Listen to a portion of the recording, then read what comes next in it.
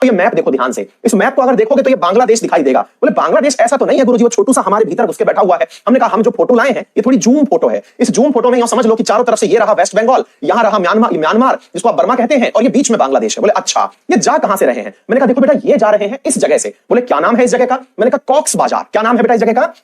COX बाजार। ये COX बाजार से पानी के जहाज में बैठ करके कहां जा रहे हैं? भाषण चार जा रहे हैं। बोले भाषण चार जा रहे हैं, थोड़ा अंदर की तरफ जा रहे हैं गुरुजी। हमने कहा हाँ। बोले ये कहां जा रहे हैं? मैंने कहा 60 किलोमीटर पानी में इनका जहाज जाएगा और जाकर के इस आइलैंड पर इन्हें रोक करके आएगा। बोले अच्छा। तो बोले सर ये जो जगह दिख रही है बिंदी जैसी दिख रही है, तो यहां पे एक पैर यहां रखा और दूसरा पैर इस पर रख दिया जाएगा, ये हतिया नामक जगह है यहां रख दिया जाएगा। हमने कहा इतना आसान नहीं है, ये जो नियरेस्ट जगह है इसकी ये 30 किलोमीटर दूर है जो आपको दिख रही है। बोले अच्छा तो ये सर एकदम बीचों बीच ले जाके छोड़ देंगे इसको? हमने कहा हाँ। तो बोले सर इसका फिर विरोध क्यों हो रहा है? बढ़िया है ना सर, आइलैंड पर लोग जाएंगे। हमने कहा विरोध इसलिए हो रहा है, अब इस बात को ही हमें समझना है, हमने कहा विरोध इसलिए हो रहा है, अब इस बात को ही हमें समझना है, विरोध इसलिए हो रहा है कि ये जो आइलैंड दिख रहा है आपको, ये बने ही भाई साहब अभी मुश्किल से 15 साल हुए हैं। बोले क्या कहना चाह रहे हो? हमने कहा गुरु हम कहना ये चाह रहे हैं कि ये जो भाषण चार जगह दिख रही है इसको बने हुए अभी मात्र 15 साल हुए। 2006 में तो पहली बार ये आइलैंड दिखा है लोगों को। बोले मतलब ताजा ताजा आइलैंड बना है क्या? हमने कहा एकदम जलेबी की तरह उतर के आया है अभी।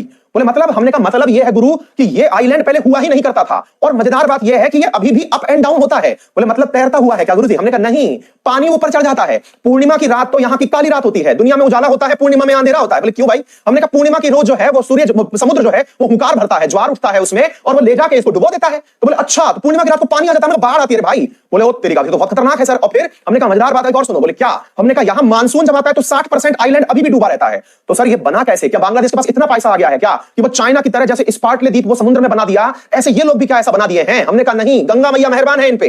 बोले गंगा मैया मेहरबान है। बोले क्यों? हमने कहा गंगा मैया भर भर के ले जाती है मिट्टी, और वो मिट्टी ले जाके डालती है बंगाल की खाड़ी में। बंगाल की खाड़ी में मिट्टी ले जाके डाली, इतना डाल दी कि वो मिट्टी भरते भरते ऊपर आ गई। इसी का नाम आइलैंड है, जिसका नाम भाषण चार आइलैंड है। भैया इसको लोग प्यार से 4 पिया आइलैंड भी कहते हैं। भले ही पिया इनके 4 हो या ना हो, लेकिन इसे 4 पिया आइलैंड भी कहते हैं। याद रखिएगा भाई साहब, क्या कहा जाता है? 4 पिया आइलैंड। मतलब माहौल फुल टाइट है। कहने का अर्थ यह है, फीलिंग यही है कि बहुत बढ़िया चीज बना दी है गुरु, जाके बस बढ़िया से रहेंगे। और तो और इन्हें ले जाके यहां बसाने की जो व्यवस्था की जा रही है उसमें बांग्लादेश सरकार कह रही है कि हमने बकायदा यहां पर डैम बनाया है, लोड मत लीजिए, समुद्र का जो पानी भरेगा उसको ले जाके हम डैम में भर देंगे, चिंता की बात नहीं है। बोले अच्छा तो मतलब यहां पर जब लोग बारिश आए तो ऊपर अपने तहमद लपेट के बैठ जाएंगे कि बारिश निकल जाएगी तब घर से बाहर निकलेंगे। और गुरुजी नौकरी का क्या है? बोले नौकरी के लिए कहा जा रहा है कि तुम्हारा बाजार खोल देंगे यहां पे। बोले कमाएंगे क्या? हमने कहा कि जो लेके जा रहे हैं ना गाड़ी में बैठ करके, इनके पास सबके पास झोला है, सबके पास।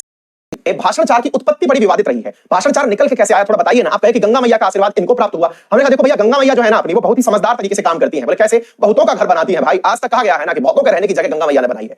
गंगा मैया निकली उत्तराखंड से होते हुए बांग्लादेश में जब एंट्री करी तो भैया ये बहती गई उत्तराखंड, उत्तर प्रदेश, बिहार, झारखंड, पश्चिम बंगाल, इनमें एक जगह निकल के आई जिसका नाम था फरक्का डैम। फरक्का डैम में जाकर के भाई गंगा मैया जो है हमारी, ये 2 रास्ते बट गई। कहां बट गई? एक निकल गई हुगली बनकर के चली गई। कहां से? ये चली गई वेस्ट बंगाल के अंदर। और दूसरी जो है मेरे प्यारे साथियों बांग्लादेश में एंट्री कर गई। बांग्लादेश में ये रहा बांग्लादेश के अंदर एंट्री कर गई। और गंगा मैया जो बांग्लादेश में एंट्री करी, ये किस नाम से जानी गई? तो ये बांग्लादेश में जानी गई पद्मा नाम से। भैया यहां पर दूसरी तरफ से आ रही थी हमारी ब्रह्मपुत्र, इसका नामकरण बहुत हुआ है। जैसे बचपन में आप लोगों का भी नामकरण बहुत हुआ होगा, ऐसे ब्रह्मपुत्र का भी नामकरण बहुत हुआ है। पीछे से लेकर तिब्बत में यहां पर इसको यारलंग सांगपो कह रहे हैं, यहां सियांग कह रहे हैं। बेचारी आसाम में ब्रह्मपुत्र कहला रही है, और जब बांग्लादेश में घुसी तो जमुना कहला रही है। अच्छा साहब, तो यहां जमुना कहलाई, और यहां जाकर के ये दोनों नदी बांग्लादेश में मिल गई। जहां मिली तो ये दोनों आपस में मिलकर के जमुना बन के बहने लगी, और यहां पर एक और नदी में आकर के मिल गई जिसका नाम था मेघना। मेघना नदी जो है वो इनके साथ मिल गई। तो फाइनली मेघना बनकर के बंगाल की खाड़ी के अंदर ये वाली जो नदी है ये गिर गई। अब हुआ क्या ना जी कि इस नदी के अंदर बहुत सारा सिल्ट बहा के ले जाया जाता है। ये सिल्ट होता क्या है? सिल्ट होता है भाई साहब कि जो मट्टी पानी के साथ बहा करके ले जाई जा रही होती है, वो इस पूरे रूट से होती हुई जाकर के बंगाल की खाड़ी में गिरती है।